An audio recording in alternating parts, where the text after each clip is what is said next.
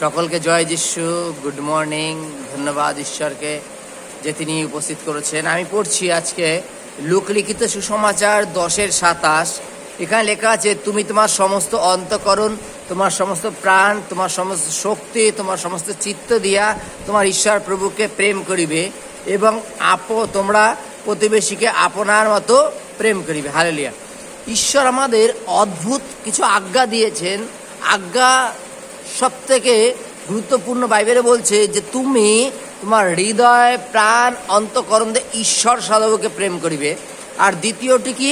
তুমি তোমার পাড়া প্রতিবেশীকে আপনার মতো প্রেম করিবে। হালেলুয়া।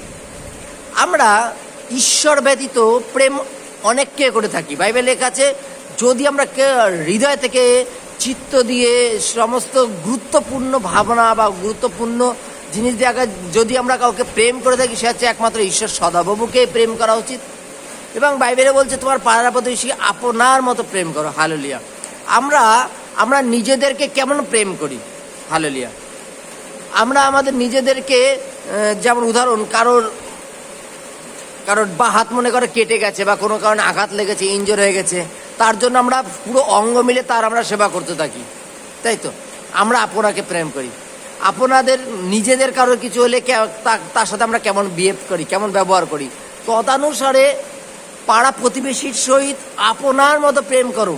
মিনিংস তার ক্ষতি চেয়েও না, তার কুমঙ্গল চেয়েও না, বরঞ্চ তার মঙ্গল চেষ্টা করো, তার জন্য প্রার্থনা করো, তার জন্য ঈশ্বরের কাছে কাকুতি মিনতি করো, তার আগে বাড়তে তুমি তাকে সাহায্য করো, তাকে জ্ঞান বুদ্ধি দিয়ে পরিপূর্ণ করো।